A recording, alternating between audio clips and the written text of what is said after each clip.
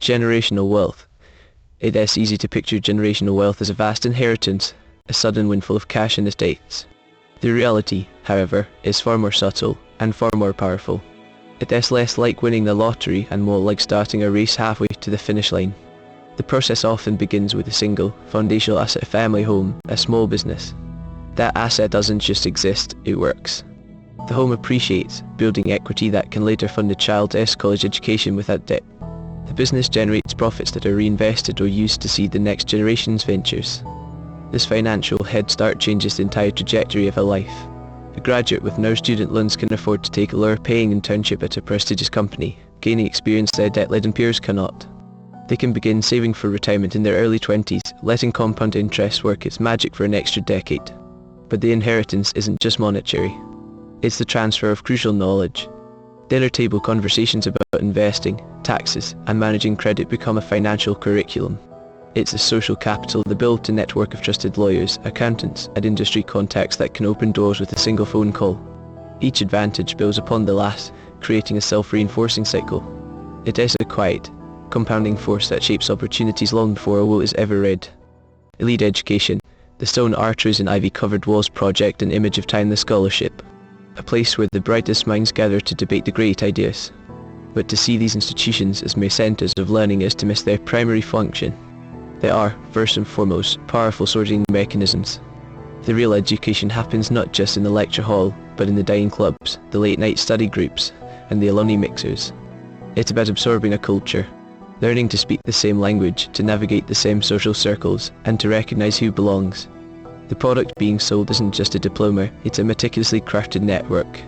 For centuries, these schools have cultivated an environment where the children of the powerful can meet, form bonds, and build the relationships that will define their careers. It is a finishing school for global ruling class, teaching the unspoken rules of influence just as rigorously as it teaches calculus or history. This curated environment then funnels its graduates directly into the command centers of the modern world. The pipeline from a prestigious university to Wall Street, Silicon Valley, or Washington, D.C. is no accident. It is a well-maintained system. The recruitment fairs, the internships, the alumni-led interviews, it all works to ensure a smooth transition from the campus quad to the corner office. The process cements a cycle of power, where access is granted not just by what you know, but by where you learned it. It raises a fundamental question. Are these schools engines of opportunity, or are they simply gatekeepers of the status quo? Social capital, you need to move a heavy couch. You could pay professionals. Or you could call 3 friends, promise them pizza, and get it done in an hour. That network, that unspoken agreement of mutual help, is a form of wealth. It is called social capital. It isn't financial capital, like the money in your wallet. And it is not human capital, like a skill you've learned. It is the value stored in your relationships. This value comes in 2 main flavors. First is bonding capital. These are your strong ties, your inner circle of family and close friends who provide emotional support and can help you move that couch. They are the people you rely on to get by. The second is bridging capital. These are your weaker ties, the acquaintance from an old job, the friend of a friend, the neighbour you only wave to. These connections cross social circles and expose you to new information and opportunities. It is not about getting by, it is about getting ahead. That weak tie is how you hear about a job opening before it is posted, or find a reliable mechanic in a new city. Both are built on a foundation of trust and reciprocity. It is a currency that grows the more you use it. But these connections aren't just personal assets. When you add them all up, they form the invisible infrastructure of a neighborhood, a city, or even a country. And the health of that infrastructure determines a great deal about the people living within it. Access to capital, an idea is just a spark. To build a fire, you need fuel. In the world of business, that fuel is capital. It is the money that transforms a sketch on a napkin into a factory, a line of code into a global platform. Getting that fuel, however, is often the most difficult part of the journey.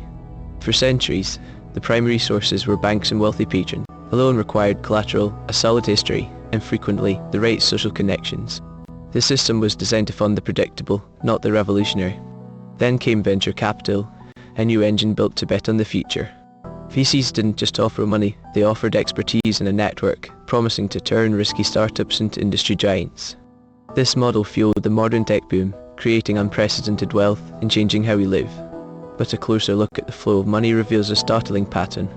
The vast majority of this capital circulates within a few specific cities and is awarded to founders from a very narrow demographic. In recent years, startups with all-female founding teams receive just 2% of all venture funding.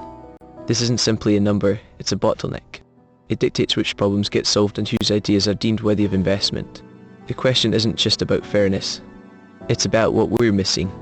What world-changing innovations are left on the drawing board simply because their creators couldn't get into the room where the checks are written. Exclusive investments.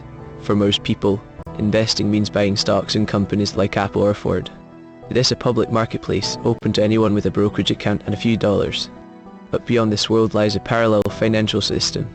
A place of private deals, hidden opportunities, and the potential for staggering returns. This is the realm of exclusive investments.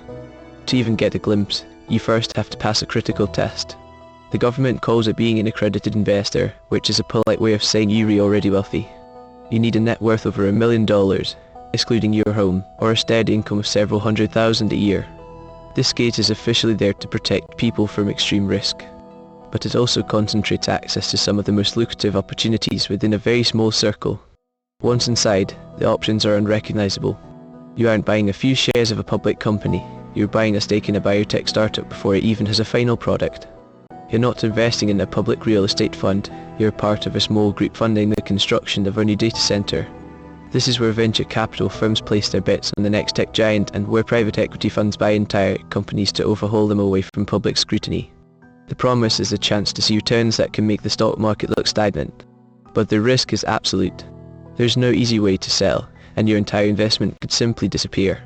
Having the money to play is just the first step. Getting invited to the truly game-changing deals is another challenge entirely. The tax system. Taxes are often seen as a burden, a complicated form of accounting we have to endure. But at its most fundamental level, a tax is the membership fee for civilization. The paved roads we drive on, the streetlights that guide us home, the emergency services we hope to never need, and none of it is free. It is all built and maintained with tax revenue. This is the social contract in action. Of course, the reality is far more complex than a simple membership fee. Governments don't just ask for one payment. They collect revenue in many different ways. There's the income tax taken directly from your earnings. There's sales tax added to the things you buy. And there is property tax based on the value of the land and buildings you own. Each is designed to draw from a different stream of economic activity. This variety raises a critical question. What is a fair way to collect this money? Most modern income tax systems are designed to be progressive. This means the percentage you pay your tax rate goes up as your income rises. The idea is that those with a greater capacity to pay should contribute a larger share. But other taxes aren't so straightforward. A flat sales tax on essentials like clothing or food is often considered regressive. It takes a much larger portion of a low-income family's budget than a wealthy one. This tension between different philosophies of fairness is at the heart of nearly every political debate about the economy. The real fight isn't over whether taxes should exist, but who should ultimately bear their weight. Legal advantages. Imagine a small coffee shop. One day, a customer slips on a wet floor and decides to sue for damages. If the owner is a sole proprietor, that lawsuit isn't just against the business. It is aimed directly at them, personally. Their house, their car, their life savings is all on the table, vulnerable to being ceased to pay judgment. This intense personal risk is why one of the most powerful legal inventions in history was created, the corporation. From a legal standpoint, a corporation is treated as its own person. It has a birth certificate, known as its Articles of Incorporation, and it can theoretically live forever. It can own property, open bank accounts, and sign contracts all under its own name. Most importantly, it can be sued. When that customer sues the incorporated coffee shop, they are suing the business entity itself, not the individual who owns it.